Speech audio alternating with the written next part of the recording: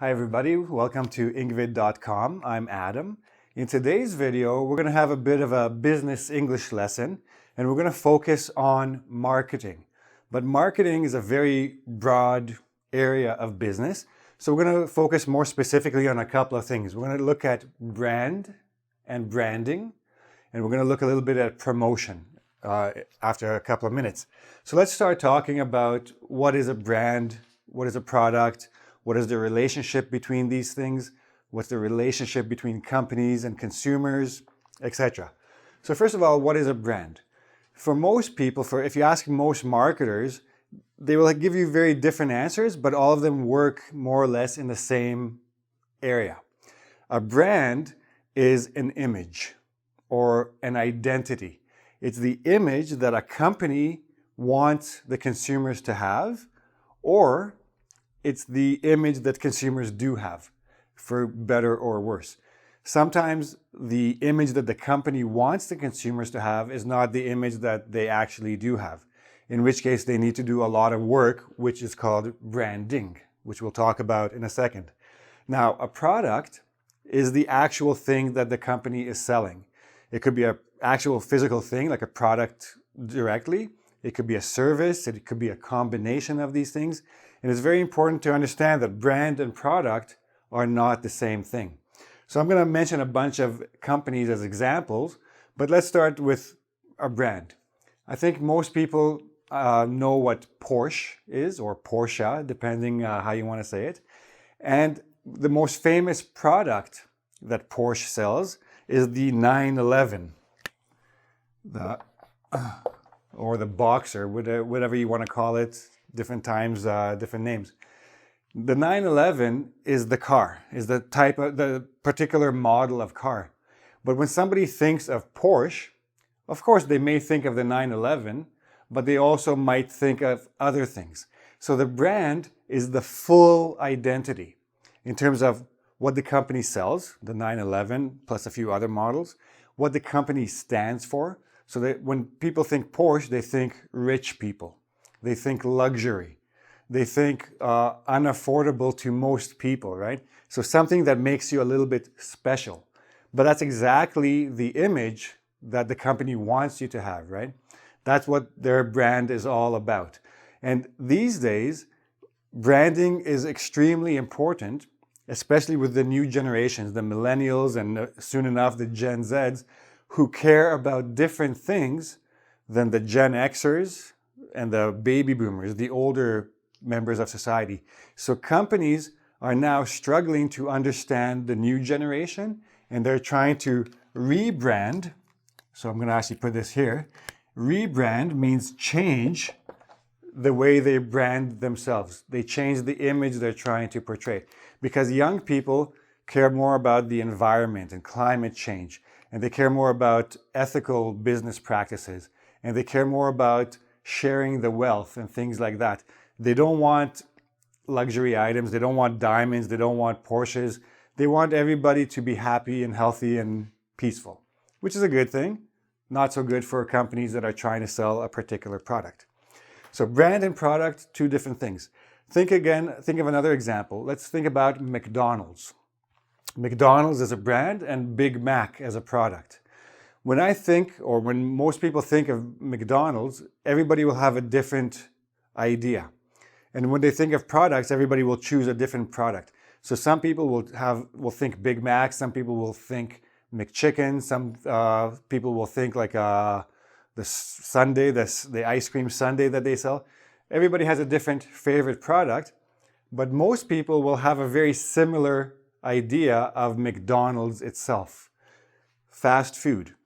Hot, cheap, delicious, or disgusting. There's really not much of a middle ground. Some people will think of Ronald McDonald, you know, the clown that is the mascot of McDonald's.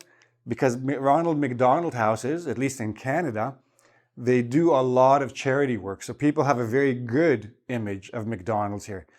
Of course, they make a lot of money, but they also help people with that money.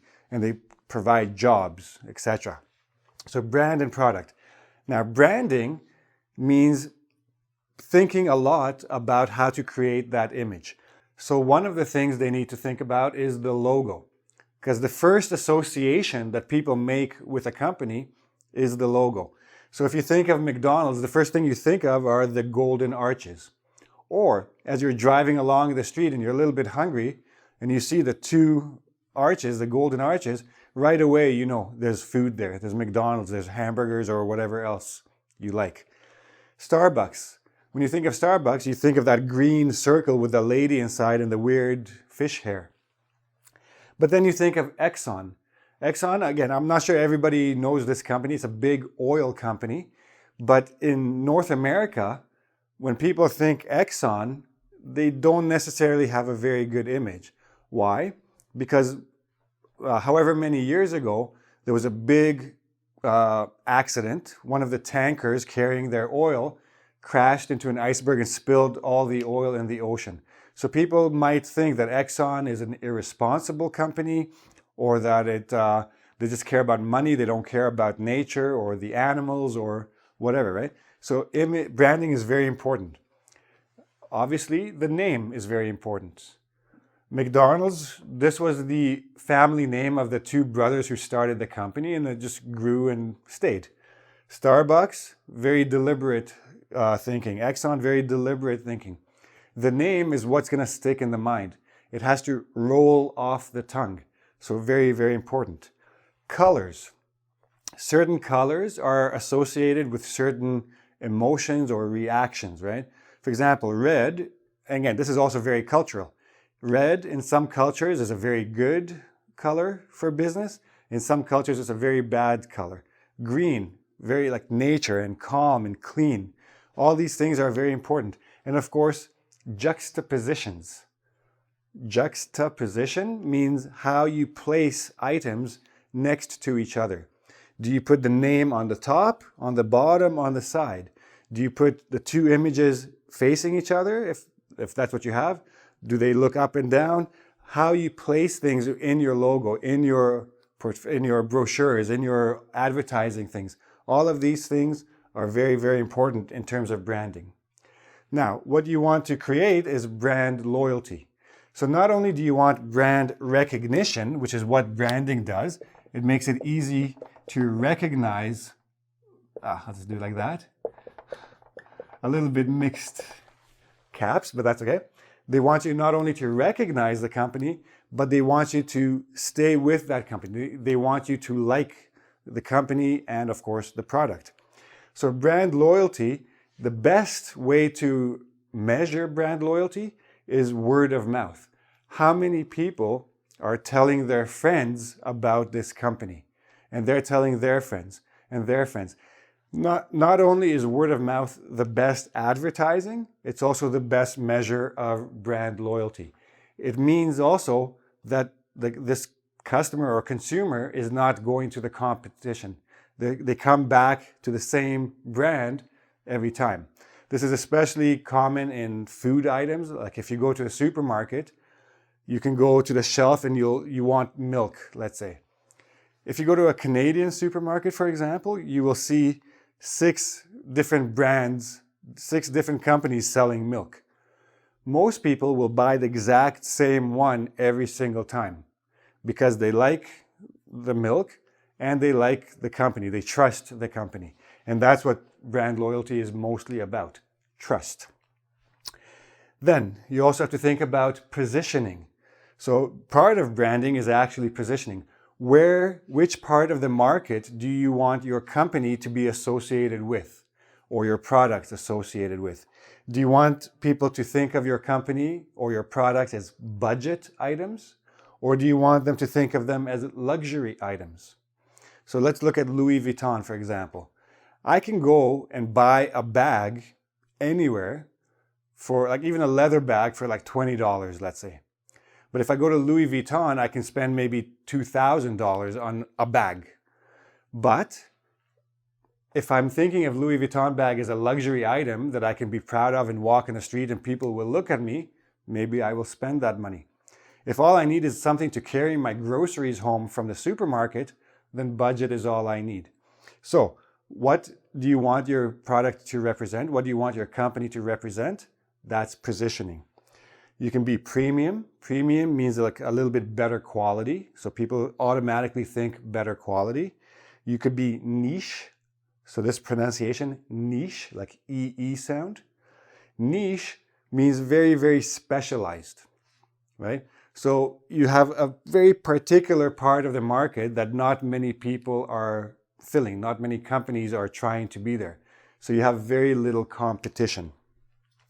And you can be exclusive. To position yourself as being exclusive means that not everybody can have your product. Either it's too expensive or it's just not accessible. It's very, very few people have it, and those people somehow feel proud because they were able to buy this product, right? And then they will come back and buy more of this product. Again, they can show off to other people. And especially in the day of the internet and social media, people like to show the things they buy. It's just things, but it has a certain image and it creates a certain image of a person. And the companies understand this and they want the person to feel like they're exclusive, that they're in the luxury market. And they manufacture or they promote their products as such. Okay? So these are just some of the things we're going to look at. And now we're going to think about how these companies promote themselves and their products. Okay, so now we're going to look a little bit more at how they promote, how companies promote themselves in order to build a brand image and, of course, make money. That's what it's all about. So first, the thing they need to do is do some market research. They need to study the demographics of an area. Now, demographics is a measure of the types of people in a particular area, including race, ethnicity, nationalities, if there's a lot of immigrants. They need to think about ages, what's the most common age? What's the mobility? Are they people moving in? Are people moving out? They need to think about the median income. What does the average person in this area make in terms of salary or income? And how much disposable income do they have?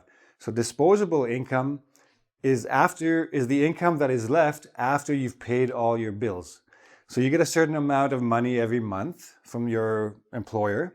You have to pay your mortgage or your rent, buy some food, pay for electricity, internet, all these things. And then you have a little bit of money left over. That money you can buy things with. You can dispose of. So that's why it's called disposable income.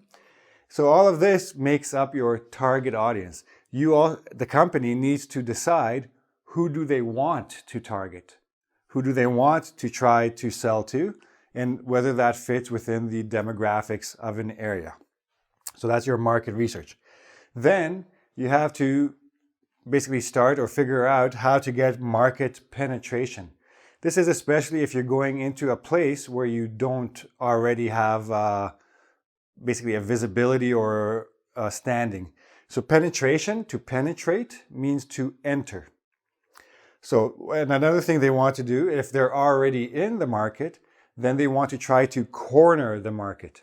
They want to basically take out the competition and have the strongest presence for their product or for their industry. So I'm just going to give you a whole bunch of vocabulary here.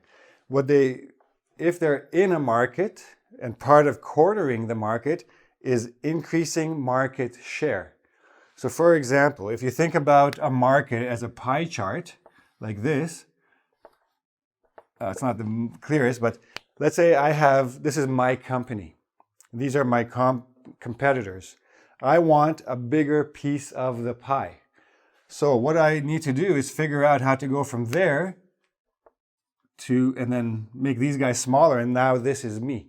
I've increased my market share. And the more I do it,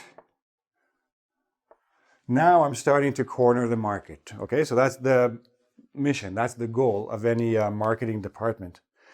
Now, how do they do this? Obviously, there's advertising, TV commercials, radio commercials, newspaper ads, magazine ads, but then there's also something called product placement. Now, if you go to any sporting event, let's say you go to a hockey game, around the boards of the ice, you'll see companies advertising their products. That's one way to place a product. if you carefully think about TV shows that you like. Let's take the TV show Friends. If you look very carefully, you will sometimes see particular products. These are companies that own these products paid the studio that makes the show a lot of money to put their product there, so that people watching the TV show think that these characters, who they have a sort of relationship with, are using this product. And then the consumers, the people watching the show, want to go buy that product. They want to be like the characters on TV. So this is called product placement, and it's very expensive. Another thing companies do is they get celebrity endorsements. And these days with social media and all these, they get influencer endorsements. So a celebrity is somebody who's very famous, like an actor, musician, athlete. An influencer is somebody who has many followers on social media, like Instagram, YouTube, Facebook, etc. If these people, celebrities or influencers, recommend a product to all the people watching them, then a lot of people will buy this product because they trust celebrities, they trust the influencers, and companies understand this. They pay these people a lot of money to endorse their products, to say that their products are good, and then a lot of people buy them. Another way to grow market share is through organic growth. Organic means just natural. You have a very good product, you don't need to promote it.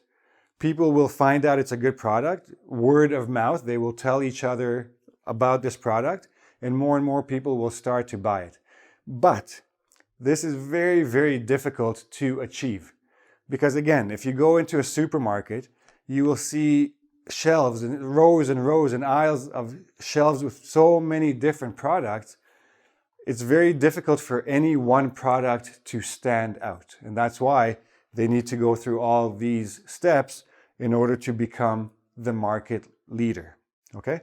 So there you go, a whole bunch of different things for branding and promotion. And another thing I forgot to mention before, I wanted to mention, remember I mentioned positioning, how you're a luxury product or you're a budget product? In the 1980s, I think it was late 80s or early 90s, Porsche, I'm going to go back to Porsche, everybody thinks 911. Porsche decided to produce a model, I think it was the 944 if I'm not mistaken. And this was supposed to be like the budget version of a Porsche car, because they thought maybe more people will buy Porsches if it's more affordable. But this was almost a disaster. Not only did they not increase their market share, they actually lost market share. Why? Because the brand image of Porsche was luxury. It's supposed to be unaffordable. It's supposed to be for the rich people. So the rich people stopped buying Porsches because they saw poor people driving, not poor people, but like middle class people driving a Porsche.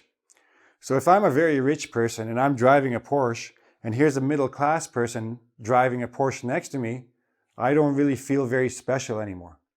So they stopped buying, the company had a big problem, they got rid of the 944 and now they're a luxury brand again. So that's a lot to think about. Know your target audience. What are they going to think? How are they going to feel? How are you going to make them feel special and associate with your brand? That's the key. So that's it for now. If you have any questions about any of these vocab terms or expressions or points, feel free to ask me in the engvid.com comment section. There's also a quiz there. You can check your understanding of all these expressions. And give me a like if you like the video. Don't forget to subscribe to my channel and ring the bell there for notifications of future videos. And come back soon for more useful topics. See you soon. Bye-bye.